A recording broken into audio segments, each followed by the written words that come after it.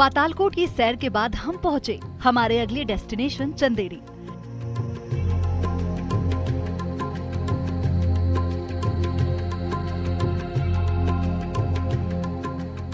चंदेरी एक ऐसा शहर जो अपने हाथों से साड़ियों पर उडेली गई कारीगरी के लिए मशहूर है।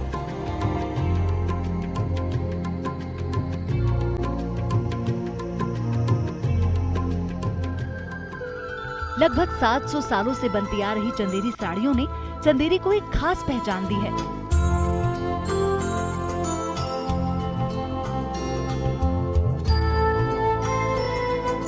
लेकिन चंदेरी में साड़ियों के अलावा और भी बहुत कुछ खास है, जो चंदेरी में चार चांद लगाता है। चंदेरी का बखान कर पाना थोड़ा मुश्किल है। यहाँ राजा रानी की कहानियां भी हैं और बहादुरी के किस्से भी। यहाँ इतिहास को बताती गलियां भी हैं और दीवारों पर बेहतरीन कारीगरी भी। चंदेरी अपने आप में बहुत खास है और ऐसे ही चंदेरी के कुछ और रंग आज हम आपको दिखाएंगे। तामिया के बाद हम आप पहुंचे हैं इतिहास की नगरी चंदेरी में। चंदेरी साड़ी की ढेरों वैरायटी, 375 के लगभग छोटे बड़े मॉन्यूमेंट्स और चंदेरी फोर्ट से पूरे शहर का बेहतरीन लोकेशन। इस वक्त मैं चंदेरी फोर्ट में मौजूद हूं। कहते हैं इस फोर्ट का निर्माण 1018 में किया गया था और कई बार इस फोर्ट पर आक्रमण हुआ। कुछ राजाओं ने फतेह हासिल की और यहाँ पर राज किया। तो मेरे साथ रहिए क्योंकि आज मैं आपको करवाऊंगी चंदेरी की सैर। भारतवर्ष में बाकी भैया चंदेरी की झांकी बनी चंदेरी वेद काल से, संग में राजा कीर्तिपाल से, जाहिर राजा शिशुपाल से। छोटा सा शहर चंदेरी बेहद खूबसूरत है।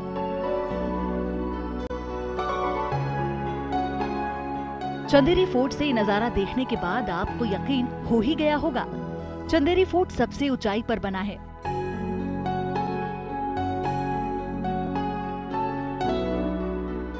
इसका इतिहास जितना पुराना है उतना ही ये पर्यटन के लिहाज से भी बहुत खास है। चंदेरी फोर्ट से पूरा शहर दिखाई पड़ता है। चंदेरी फोर्ट के कुछ हिस्से ऐसे हैं जिनका जिक्र इतिहास के पन्नों में तो मौजूद है, लेकिन उन्हें आज तक खोला नहीं गया। फोर्ट का ये हिस्सा बंद ही रहता है। कहते हैं यहाँ गुनहगारों को फांसी दी जाती थी। चंदेरी फोर्ट का इतिहास खून से लिखा हुआ है, क्योंकि इस किले में बना है जौहर स्मारक, जहां भारत का सबसे बड़ा जौहर हुआ था। कहते हैं यहाँ 1600 रानियों ने अपने बच्चों के साथ जौहर किया था, जिसके बाद हाहाकार मच गया था। उसी के बाद से स्मारक को बनाया गया था। मैं इस वक्त उस जगह पर मौजूद हूँ जहाँ हिंदुस्तान का सबसे बड़ा जौहर हुआ था।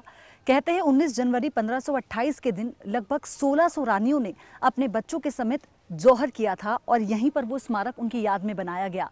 कहते हैं उस वक्त इस तरह का आक्रमण हुआ किले पर कि रानियों को इस तरह का कदम उठाना पड़ा। तमाम इंतजाम उस वक्त किए गए थे, किसी को कुछ समझ नहीं आ रहा था, लेकिन सामने सिर्फ दिख रहा था तो अपना राजवंश, जिसको बचाने के लिए रानियों ने ये कदम उठाया।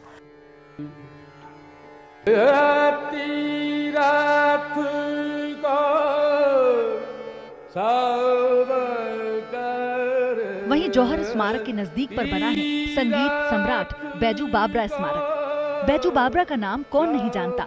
संगीत के राजा बैजू बाबरा जब अपनी सुर लहरियां छोड़ा करते थे तो संगीत के बड़े बड़े सूरमा उनके आगे नतमस्तक हो जाते थे। चंदेरी फोर्ट में बने ये दोनों स्मारक अच्छे और बुरे इतिहास की गवाही देते हैं।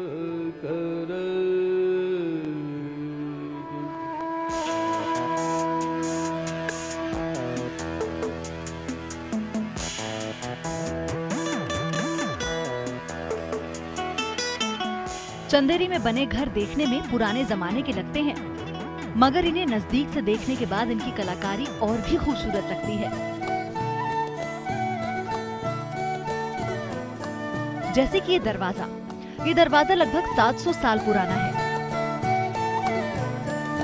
और इसकी खासियत ये है कि एक पत्थर में लगा हुआ है। और इतने सालों में ना तो इसकी मजबूती पर कोई असर पड़ा और ना ही इसकी खूबसूरती कम हुई। ऐसे कई दरवाजे चंदेरी की गलियों में देखने को मिल जाएंगे, लेकिन सच में यहाँ की गलियाँ बहुत कुछ बयां करती हैं।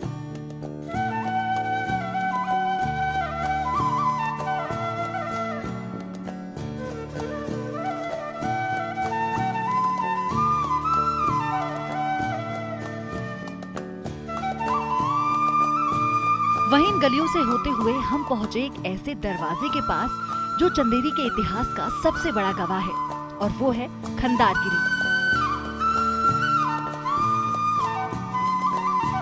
दरअसल ये विशाल दरवाजा दो सभ्यताओं को जोड़ता है। इस दरवाजे के एक तरफ बुंदेलखंड और दूसरी तरफ पूरा मालवा है।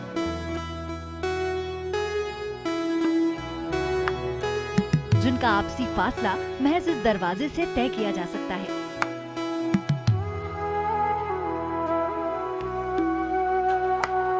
ये दरवाजा एक विशाल पत्थर को तोड़कर बनाया गया था।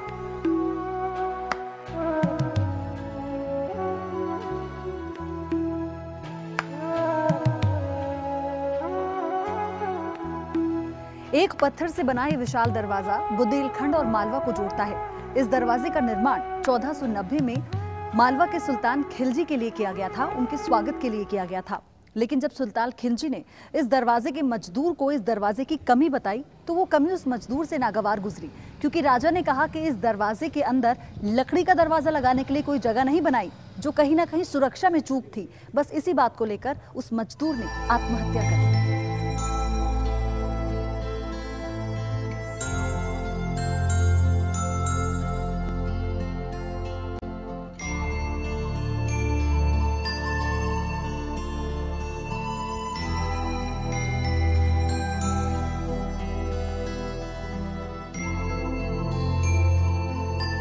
चंदेरी के हर नुक्कड़ पर इतिहास का कोई हिस्सा सुनने को मिल जाएगा।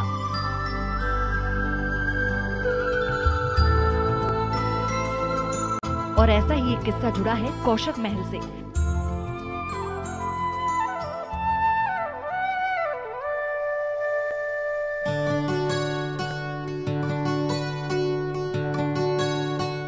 जिसकी खूबसूरती की जितनी तारीफ की जाए कम है।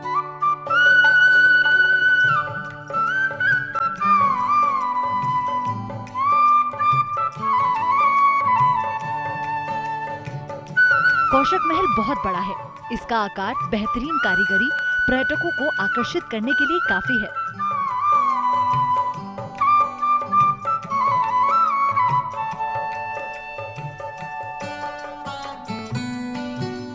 इस महल के जितने अंदर जाओ उतना ही इससे लगाव हो जाता है।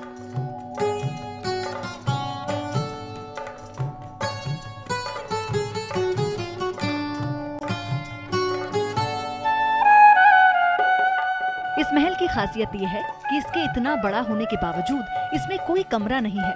इस महल को शहीद स्मारक के रूप में बनाया गया था। खंडारगिरी के बाद हम पहुंचे हैं कौशल महल में। कौशल महल का निर्माण सन 1445 में महमूद खिलजी ने करवाया था। जौनपुर में फतेह हासिल करने के बाद इस महल को विजय प्रतीक के रूप में बनवाया गया और साथ ही यहाँ के लोगों को रोजगार देना भी एक बड़ा मकसद था। इस महल की खास बात यह है कि इतना बड़ा होने के बावजूद इस महल में एक भी कमरा नहीं है। भारत वर्ष में बाकी भैया चंदेरी की झांकी, बना यहाँ जौहर स्मारक, कुशक महल और इंदिरा पार्क, कौमी एकता में मिली महारत। है भारत वर्ष में बाकी भैया चंदेरी की झांकी।